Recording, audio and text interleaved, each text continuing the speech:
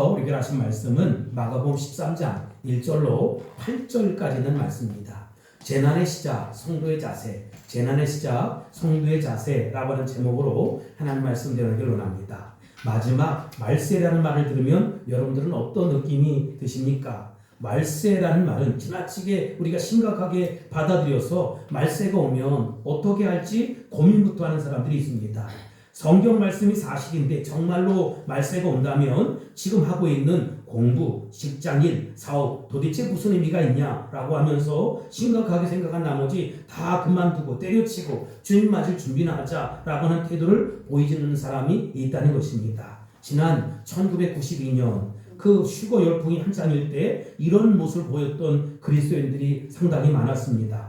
엄청난 사회의 무리를 일으켰던 다미 선교회라든지 디베레아 선교회 같은 것이 그런 종류의 모습일 거예요. 그런가 하면 어떤 그리스도인들은 말세라는 단어를 그저 상징적인 구호로만 생각한다는 것이지요. 그래서 교회 나와서 예배드리고 예수님을 믿으면서도 마음속에는 말세에 관한 이야기를 부정하고 있는 성도들이 없지 않아 있다는 것입니다. 말세는 무슨 말세야. 세상은 이렇게 잘 돌아가는데 이렇게 계속 사는 거지 뭐 라고 하는 생각을 가진 사람들이 상당히 많이 있다는 것입니다. 예수님 당시의 제자들도 마지막이라는 말세에 대한 말에 별로 심각성을 느끼지 않았던 것 같습니다. 1절 말씀 보겠습니다. 시작. 예수께서 성전에 나가실 때에 제자 중 하나가 이르되 선생님이여 보소서 이 돌들이 어떠하며 이 건물들이 어떠하니까. 아멘.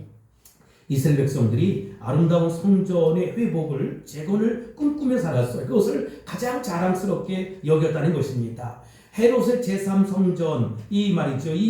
그 성전이 스룹바벨 성전을 리모델링 한 것이지요. 그런데 여러분 이때 이렇게 놓고서 이 유대인들이 환심을 살려고 하여튼간 건축을 다양하게 했는데 몇 년 동안 했느냐? 46년 동안 저렇게 아름다운 성전을 지어놨다는 것입니다. 여러분 한 건물을 46년 동안 지었다고 생각해 보세요. 얼마나 대단한 공사를 했겠습니까? 요한복음 2장에서 사람들은 46년 동안 지은 이 성전이 무너진다니 이런 일이 다 있어 이렇게 얘기하는 사람이 어디 있어? 라고 하면서 예수님 오히려 쏘아붙였다는 것입니다. 근데 유대인의 역사가 요세푸스의 글을 보니까 당시 예루살렘 성전을 재건하였던 돌의 크기, 무게, 높이가 얼마나 되느냐? 길이가 무려 하나에 12m가 된다는 거예요. 넓이가 3.6m가 되고 높이가 6m나 되었다는 것입니다. 이런 거대한 돌들이 예루살렘 성전의 재건 공사에 쓰였다는 것이 기록되어 있어요.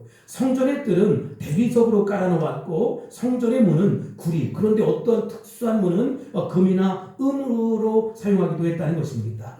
그래서 이스라엘 백성들은 이 성전만은 영원할 것이다. 금으로 은으로 동으로 만들어 놓은 이 성전문뿐만 아니라 성전은 영원할 것이다. 메시아가 올 때까지 이 성전은 영원히 있을 것이다 라고 생각을 했어요. 그래서 제자들이 예수님에게 선생님 이 성전은 얼마나 대단합니까? 라고 물었어요. 그러자 예수님이 아주 깜짝 놀랄만한 선언을 하고 계시는 것이지요. 2절 말씀 보겠습니다. 시작. 예수께서 이르시되 내가 이 큰 건물들을 보느냐 돌 하나도 돌 위에 남지 않고 다 무너뜨리리라 하시니라. 아멘. 이 말을 들은 제자들의 생각이 달라지기 시작했습니다. 아니 이 견고한 성이 무너진다고? 이 견고한 성이 무너진다면 이 세상도 무너진다고 말씀하셨는데 이 세상도 무너지는 것 아닌가? 라고 생각을 했어요. 그래서 이 본문과 거의 비슷한 내용을 담고 있는 마태복음 24장 3절 말씀에서 제자 중에 한 사람이 예수님께 이렇게 묻습니다. 마태복음 24장 3절 하반절입니다. 시작. 어느 때에 이런 일이 있겠사오며 또 주의 임하심과 세상 끝에는 무슨 징조가 있사오니까. 아멘. 여러분 이 질문을 들으시고 예수님은 예루살렘 성전의 최후와 함께 세상의 최후를 이제 경고하신 것입니다. 그러므로 이것을 이중 경고라고 하는데 성전의 최후는 곧 이 세상의 최후라는 것입니다. 이 성전의 최후는 이 세상 최후의 서곡이 될 것이고 성전이 무너졌 무너졌던 것처럼 이 세상도 앞으로 무너지게 될 것이다. 그리고 성전이 무너지게 될 징조들은 세상이 무너질 징조와 거의 흡사하다는 것입니다. 실제로 예수님이 이 성전이 무너질 것이다 라고 예언하셨는데 AD 70년경에 다시 로마의 황제 베스파시아노스의 아들이었던 디도, 타이투스라고 하는 디도 장군에 의해서 이 예루살렘 성전이 짓밟히기 시작했어요. 그의 예언대로, 예수님의 예언대로 돌 위에 돌 하나도 남지 아니하고 다 무너져 버렸고 이 서쪽의 벽 일부만 남았다는 것입니다. 그 벽을 가리켜서 저기 보이는 저 앞에 보이는 저것을 가리켜서 통곡의 벽이다 라고 했는데, 제가 성지순례를 가보니까 이 통곡의 벽에 유대인들이 갖가지 그 기도의 제목을 꽂아놓고 돌통지에 자기 기도의 제목을 꽂아놓고 기도하더라고, 울면서 기도하더라고요. 사랑하는 성도 여러분, 예수님의 말씀 그대로 성전이 무너졌다면 예수님이 하신 그 말씀 그대로 이 세상의 마지막은 분명히 온다는 것입니다. 우리가 믿거나 안 믿거나 좋아하거나 싫어하거나 원하거나 원치 않거나 세상의 마지막은 반드시 온다는 것이 성경의 증언이라는 것입니다. 중요한 것은 이 마지막을 우리가 어떻게 준비할 것인가 라고 하는 것입니다. 이 본문은 두 가지 핵심적인 것을 준비하고 있는데, 하나는 뭐냐, 이 마지막 때의 징조에 대해서 이야기하고 있고, 두 번째로는 이 마지막 때의 비밀에 대해서 이야기하고 있다는 것입니다.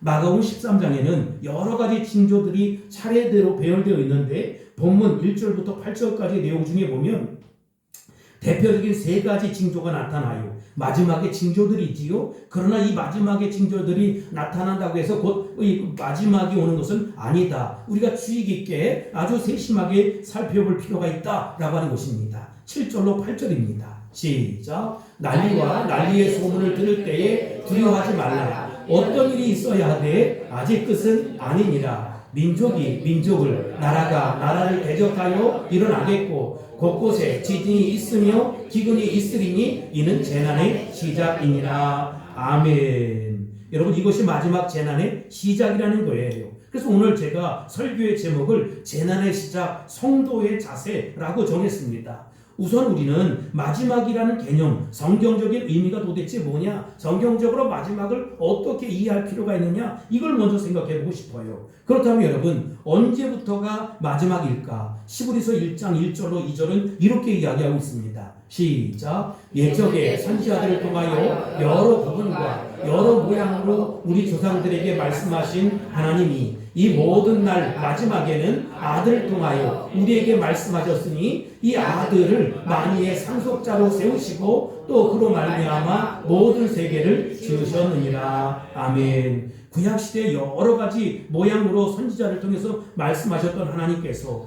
역사의 마지막에 예수님을 보내셨던 것이지요. 그러니까 마지막 재난은 예수님이 이 땅에 오셨을 때부터 벌써 시작이 되었다는 것입니다. 우리는 아무리 오래 살아도 몇 년 정도 삽니까?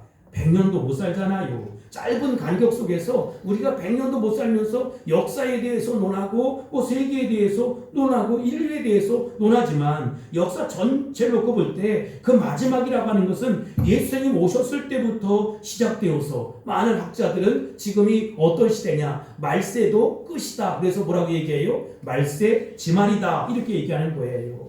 여러분, 말세 지말 본문에는 이 마지막의 징조들이 나옵니다. 그 징조들은 예수님 재림 직전에만 나타나는 것이 아니라 어느 시대에도 나타났다는 것입니다. 그리고 예수님의 재림이 가까우면 가까울수록 그 빈도수가 많아지게 되고 규모도 점점 커지게 된다는 것이지요. 그래서 역사의 마지막에는 창세 이전에 없었던, 이후에 없었던 커다란 환란이 찾아온다는 것입니다.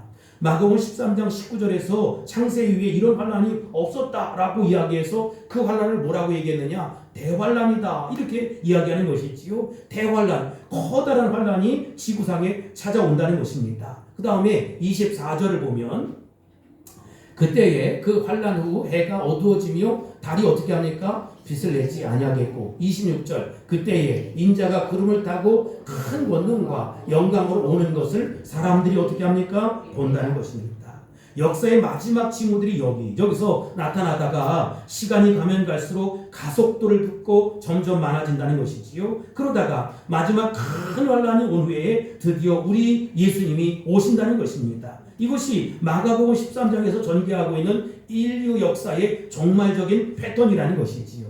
여기 케네디 대통령의 사진이 나올 터인데, 케네디 대통령이 이제 대통령에 당선되었을 때 백악관의 첫 손님으로 누가 왔느냐? 이 오른쪽에 있는 분이 케네디고 왼쪽에 있는 분이 빌리 그레엄 목사님이신데, 이 빌리 그레엄 목사님을 만나서 케네디가 이런 질문을 합니다. 목사님, 역사는 도대체 어디로 가고 있습니까? 역사는 도대체 어디로 가고 있습니까? 라고 물었어요. 이때 빌리 그레엄 목사님은 역사는 예수 그리스도의 재림을 향해서 흘러가고 있습니다 라고 명쾌한 대답을 했습니다. 정치인으로서 별로 와닿지 않은 대답이었을지 모르겠어요. 종교인의 상투적인 대답이라 생각했을지도 모르겠습니다. 그러나 그럼에도 불구하고 빌리 그레엄 목사님의 대답은 역사적인 진실이라는 것입니다. 거짓을 전하지 않는 성경은 역사는 그렇게 흘러가고 있다. 인류의 마지막 예수님의 재림을 향해서 점점 흘러가고 있다는 것입니다. 그렇다면 여러분, 이 마지막을 알리는 징조로서 본문에는 도대체 그러면 예수님 오실 때 어떤 사건들이 일어나냐, 세 가지 모습에 대해서 이야기하고 있어요. 첫 번째로는 종교적인 미혹이 있을 것이고, 두 번째로는 사회적인 혼란이 있을 것이고, 세 번째로는 역사적인 자연적인 대재앙이 있다는 것입니다. 하나하나 살펴볼 터인데, 첫 번째 이 징조는 종교적 미혹의 증가입니다. 5절 6절에 대해서 우리가 한번 읽어보죠. 5절 6절 시작. 예수께서 이르시되 너희가 사람의 미혹을 받지 않도록 주의하라. 많은 사람이 내 이름으로 와서 이르되 내가 그러하여 많은 사람을 미혹하리라. 아멘. 또 이어지는 11절 12절 시작. 거짓 선지자가 많이 일어나 많은 사람을 미혹하겠으며 불법이 성행함으로 많은 사람의 사랑이 식어지리라. 아멘. 또 한 절 베드로후서 2장 1절 시작. 그러나 백성 가운데 또한 거짓 선지자들이 일어났었나니 이와 같이 너희 중에도 거짓 선지자들이 있으리라. 그들은 멸망하게 할 이단을 가만히 끌어들여 자기들을 사신 주를 부인하고 임박한 멸망을 스스로 취하는 자들이라. 아멘. 종교적으로 우리를 미혹하는 이단들이 자꾸 많아지게 되고, 그 교주들이 나는 그리스도다, 나는 메시아다 라고 말한다는 거예요. 사탄이 어떤 사람을 사주해서 자신이 메시아라고 말하게 할 수도 있고, 세상이 점점 불안해지는 가운데 자신이 메시아라고 착각하는 정신병 환자가 있다는 것입니다. 역사 속에서 언제나 가짜 그리스도, 적그리스도가 있었다는 것이지요. 성경에는 적그리스도들이 많이 출현할 것이다 라고 예언하고 있는데, 역사의 마지막에 가면 다수의 가짜 메시아가 아니라 저렇게 하나 유일한 적그리스도, 유일한 권위를 가진 한 명의 그리스도가 출현한다는 것입니다. 여러분 묻겠습니다. 마귀의 평생 소원이 뭘까요? 마귀의 평생 소원, 예수님을 닮는 것입니다. 예수님을 모방하는 것입니다. 예수님은 하나님의 아들인데 인간의 몸을 입고 사람의 몸을 입고 이 땅에 오셨잖아요. 그래서 내가 이렇게 그리스도다라고 이야기하는 적그리스도가 인간의 몸을 입고 왔다라고 주장하는 거예요. 마귀의 소원도 예수님처럼 사람의 모습으로 나타나서 통치하는 것입니다. 성경은 이렇게 예수 그리스도를 절묘하게 가정한 존재 적그리스도가 세상에 영향을 끼치며 출현할 것이다 라고 예언하고 있습니다. 역사는 점점 그렇게 흘러가고 있어요. 종교적인 미혹이 계속 증가하고 있다는 것입니다. 두 번째 징조가 뭐냐? 사회적인 혼란이라는 것입니다. 사회적인 혼란 가운데 특별히 뭐가 증가하느냐? 전쟁이 증가한다는 것이지요. 7절 보겠습니다. 7절 시작. 난리와 난리의 소문을 들을 때에 두려워하지 말라. 이런 일이 있어야 돼. 아직 끝은 아니니라. 아멘. 난리와 난리 소문을 듣는다는 것은 전쟁이 빈번히 일어난다는 거예요. 역사를 보면 언제나 전쟁은 있었습니다. 지난 5,500년 동안의 역사를 확인해 보아도 그동안 무려 14,000번의 전쟁이, 크고 작은 전쟁이 있었습니다. 매년 2.6회, 적어도 2번 이상 3번에 가까운 전쟁이 발생한 것이지요. 그러나 실제로 시대가 흘러갈수록 전쟁의 발발 빈도가 점점 높아가고 있습니다. 그리고 전쟁의 규모도 더 커지고 더 강력해지고 파괴력이 엄청나게 증가한다는 것이지요. 한 조사를 보니까 BC 기원전 54년 전쟁이 일어났을 때 적군 한 사람을 죽이는 데 드는 비용이 75센트, 우리로 얘기하면 한 900원 정도 들었다는 것입니다. 그런데 나폴레옹 시대에 적군 한 사람을 죽이는데 무려 얼마가 들었느냐? 3,000달러. 우리로 얘기하면 445만 원이 들었다는 거예요. 그러다가 세계 1차 대전 때는 2만 1,000달러. 그리고 이제 2차 세계대전 때는 20만 달러의 비용이 들었다는 것입니다. 미래학자들은 3차 세계대전이 일어나면 한 사람의 적군을 죽이는데 최소 10만 달러, 우리로 얘기하면 1억 4천만 원이 든다는 거예요. 요즘 여러분 이란을 때리는데 미국과 이스라엘의 그 미사일들이 말이지요, 엄청나게 쏟아부는데 천문학적인 그 비용이 드는 것입니다. 흥미로운 것은 1990년대에 들어서면서 공산주의가 무너지고 동유럽이 무너지게 되었어요. 동서냉전의 시대가 해체되면서 많은 인류학자들은 공산주의가 무너졌기 때문에 세계는 영구적인 평화의 시대가 도래할 것이다. 우리가 꿈꾸던 유토피아가 찾아올 것이다 라고 얘기했어요. 그러나 여러분, 그것은 허구입니다. 동서의 냉전 구조가 해체되었지만 그 대신 세계 곳곳에서 국지적인 전쟁이 계속해서 지금도 발발하고 있다는 것입니다. 그런데 이 전쟁은 점점 더 심각해질 것이고 규모가 더 커질 거라는 것입니다. 요한계시록 16장 16절에 등장하는 하나님의 통치에 반대하는 인간의 세력, 적그리스도의 군대와 하나님의 군대가 마지막 최후의 전쟁, 심판이 있을 것이다. 그게 뭐예요? 아마겟돈 전쟁이라는 거예요. 미국의 국방부 장관이 이번에 운운하면서 이 전쟁이 어쩌면 아메겟돈 전쟁이 될 수 있다, 이렇게 얘기했어요. 깜짝 놀랐어요. 도대체 저 정신 나간 사람이 무슨 얘기를 하는 것인가. 여러분, 그런데 인간은 평화를 사모하지만, 평화에 대한 지부한 노력이 있지만 평화는 그렇게 쉽게 찾아오지 않는다는 것입니다. 하나님의 아들 예수님이 오시기 전까지 인류의 진정한 평화는 없다는 것입니다. 역사는 그 마지막 전쟁을 향해서 지금 점점 흘러가고 있다. 전쟁의 빈도가 잦아질 것이고 그 규모가 점점 커지게 될 것이다. 이 마지막 때를 살아가는, 말세 치마를 살아가는 우리는 좀 더 영적으로 깨어 있어야 한다는 것입니다. 정신 바짝 차리고 신앙생활을 할 수 있어야 한다는 것입니다. 세 번째의 징조는 자연의 재앙입니다.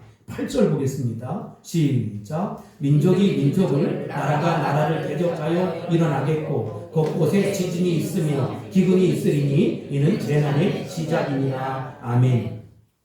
시간이 흘러갈수록 지진의 발생 빈도수가 증가한다는 것이지요. 근데 18세기 통계를 찾아보니까 18세기에는 그 지진이 한 640회 정도가 있었다고 해요. 19세기에 들어서는 2119번이나 지진이 일어났고, 놀랍게 20세기에는 지진의 횟수가 2만 번 정도, 약 10배 정도 증가했다는 것이지요. 크고 작은 지진이 이곳저곳에서 일어나고 있어. 이 사실은 그 튀르키예 지진이, 대지진이 일어났을 때 저는 절망하고 있는 어떤 이의 모습이에요. 두 번째, 기근은 어떻습니까? 멀리 가지 않아도 허리 잘린 저 북한, 저 한반도 위쪽의 북한의 생태를 보세요. 몇 년 전까지만 해도 참담한 기근 사태가 있었어요. 무려 300만 명 정도 우리 동포들이 먹지 못해 죽었다는 것 아니겠습니까? 우리는 평안히 이렇게 살고 있지만 배불러 죽겠고 정말로 먹기 싫어서 음식이 남겨지지만 저 몇 년 전까지만 해도 북한에는 300만 명 정도가 굶어서 죽었다는 사실을 잊지 마시기 바랍니다.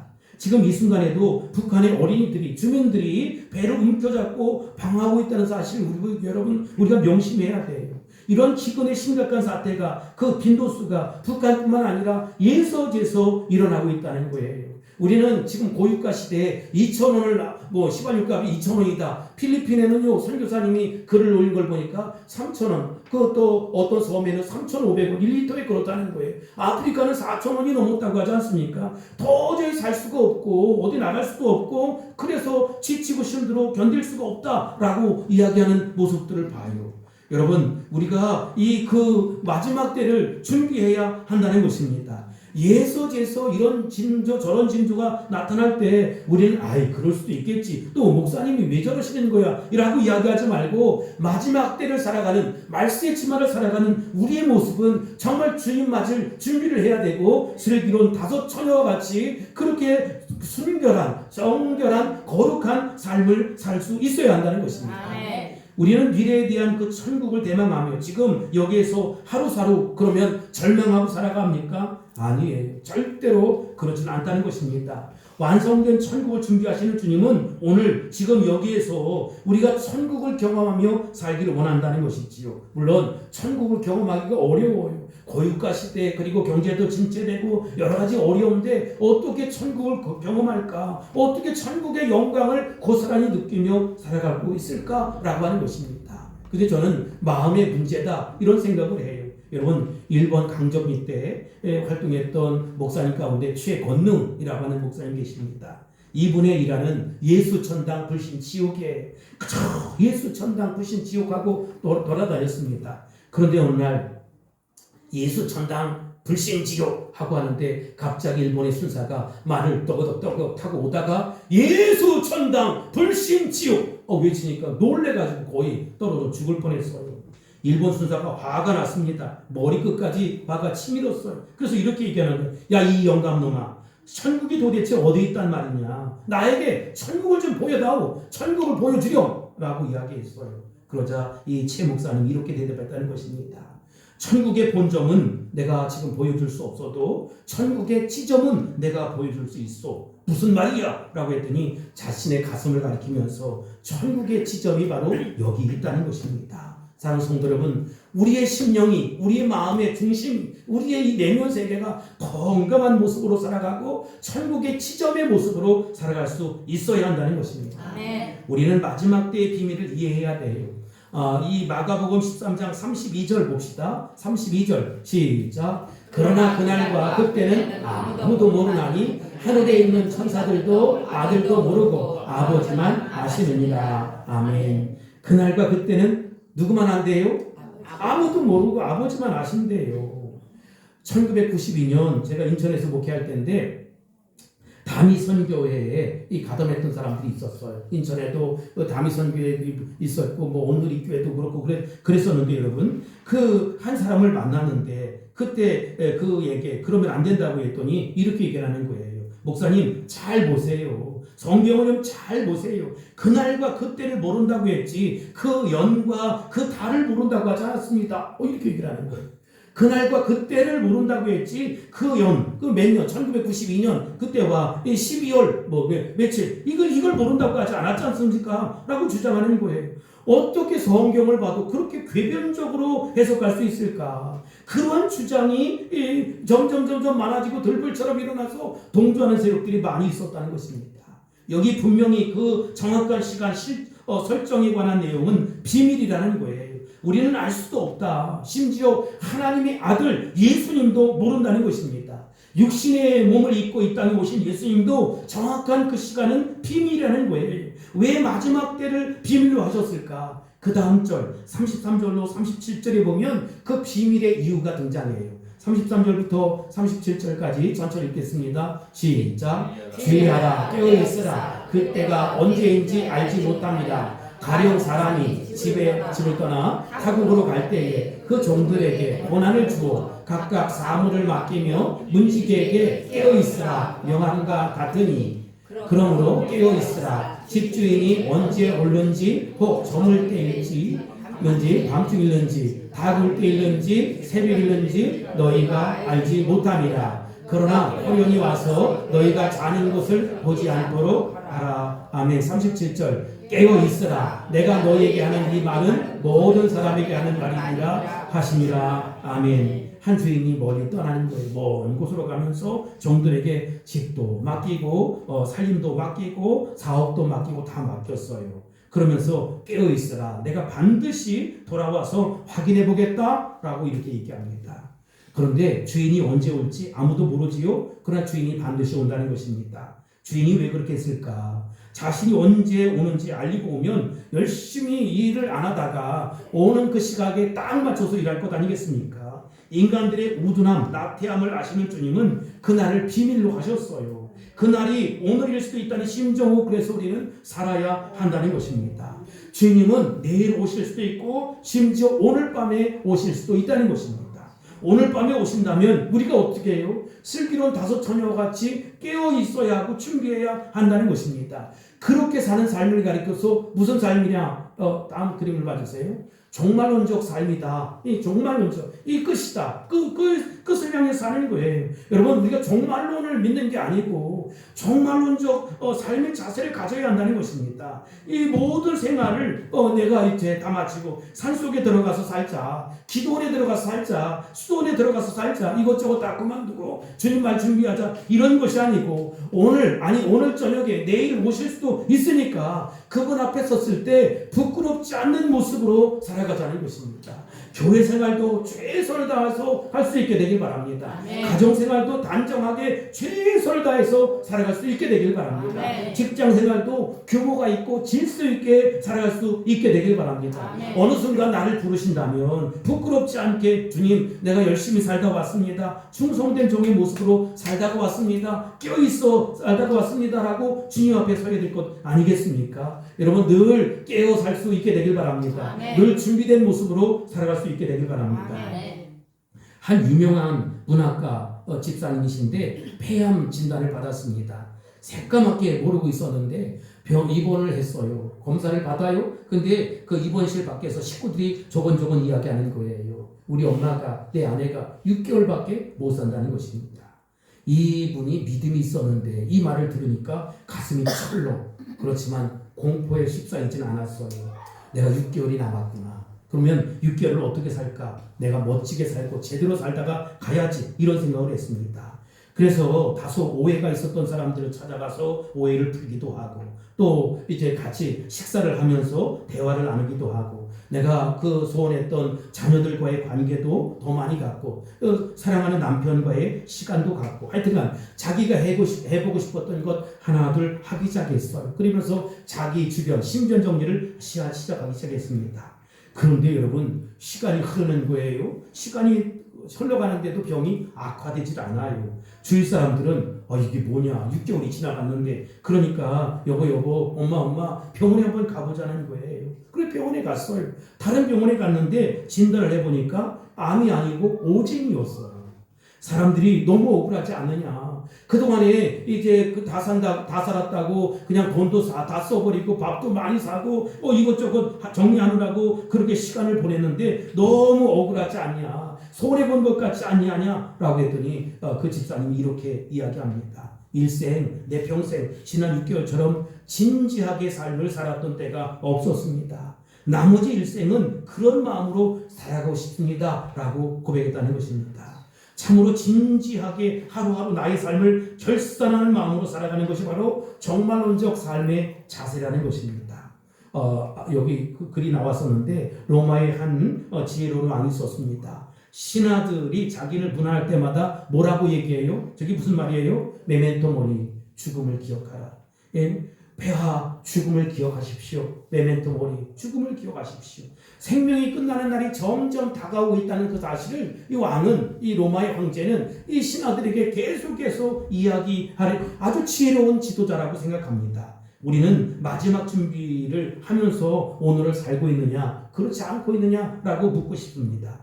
2차 세계대전 때 메가도 장군이 남태평양 군도 사람들에게 나는 다시 돌아옵니다. 나는 저기 얘기 있잖아요. 나는 다시 돌아옵니다. 라고 하는 유명한 말을 남겼습니다. 그리고 그 약속을 지키려고 애를 썼고 결국은 다시 돌아와서 일본 식민지 치하에 허덕이던 사람들에게 해방을 선물로 나누어 주었다는 것입니다. 그 인간도 돌아온다는 거예요. 인간도 약속을 지킨다는 것입니다. 사랑하는 성도 여러분, 존경받는 사람도 자신의 약속을 지키려고 애를 쓰고 약속을 지킨다면 하나님의 아들이신 예수님이 이 땅에 내가 다시 돌아오면 약속하셨는데 그 약속을 안 지킬 이유가 전혀 없다는 것입니다. 성경이 진짜 말씀이고 거짓이 없는 하나님의 말씀이라면 많은 사람들은 비판을 가하고 공격을 가하지만 생명력 있는 이 말씀은 반드시 권위가 있는 말씀은 지켜지게 되어 있다는 것입니다. 우리 주님이 나는 다시 돌아올 것이다. 나는 다시 돌아올 것이다 라고 약속하셨어요. 여러분, 그 약속을 믿을 수 있어야 된다는 것입니다.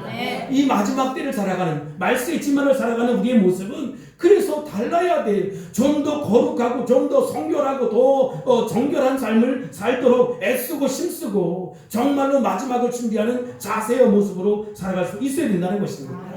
다시 오신다고 약속하신 우리 주님은 성령님을 통해서 우리 마음의 문을 지금도 꽝꽝꽝 하고 두드리고 계시다는 것입니다. 우리가 빨리 회개하고 죄를 떠나서 예수 그리스도를 구주와 주님으로 영접하고 하나님의 자녀된 삶, 그래서 구원의 확신 있는 삶을 살기를 원하신다는 것입니다.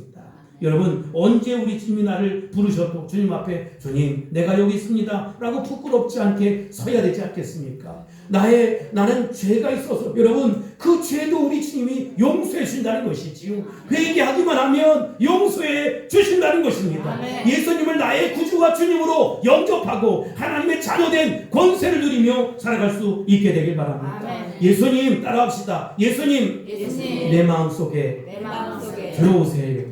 다시 한번 크게 하겠습니다. 예수님 내 마음속에 들어오세요. 예수님이 어디에 계실까요?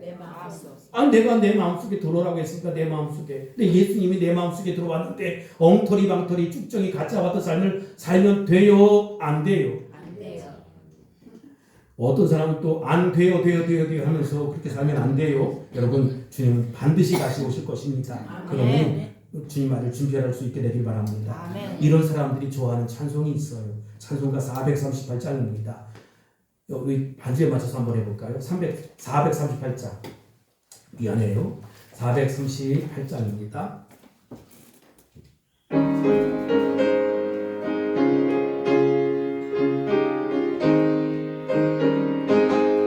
내 영혼이 은총 입어 중한 죄지 벗고 보니 슬픔 많은 이 세상도 천국으로 화하도다.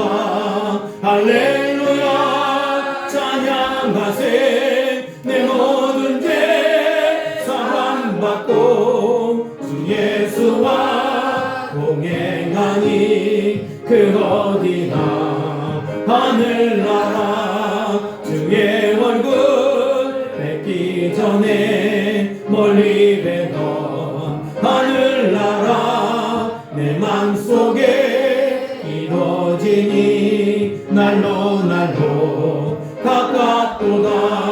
할렐루야 찬양하세. 내 모든 죄 사함받고 주 예수와 동행하니 그 어디나 하늘나라 높은 산이 거친 들이 저막이나 궁궐이나 내 주 예수 모신 곳이 그 어디나 하늘나라. 할렐루야 찬양하세. 내 모든 죄 사함받고 주 예수와 동행하니 그 어디나 하늘나라. 아멘. 여러분, 지금 그 나라가 어디에 있느냐? 우리 안에 있다는 것입니다. 그 나라가 너희 안에 라고 할 때 의미가 우리말 번역 성경에는 뭐 너희 안에 within you 라고 되어 있어요. 그런데 여러분 또 다른 언어 영어 성경에 보니까 among you 라고 되어 있습니다. 우리 안에 너희 가운데 있다는 것입니다. 그분의 통치를 수용하고 함께 모여 교제하고 예배하는 곳에는 그 나라가 이미 임하고 있는 것이고 하나님의 주권과 통치가 있다는 것입니다. 그것을 받아들이고 수용하는 공동체가 바로 예수 닮은 하나님의 공동체 교회라는 것입니다. 우리가 교회에 와서 주의 임재를 날마다 경험할 수 있게 되길 바랍니다. 여러분의 가정에 돌아가셔서 주님이 함께 하시는 그 임재의 모습을 경험하고 체험할 수 있게 되길 바랍니다. 물론 여러 가지 어려움들이 있어요. 악다구니도 있고 고성도 있고 뭐 말 못할 그 가슴앓이 사연들이 다 있지만 그 순간에도 정말로 주님이 나와 함께 한다는 사실을 절대로 잊지 마시기 바랍니다. 정말로 나는 주님을 느끼지 못해도 언제나 주님은 나와 함께 하실 것입니다. 그 영광을, 그 임재를 경험하고 체험할 수 있게 되길 바랍니다.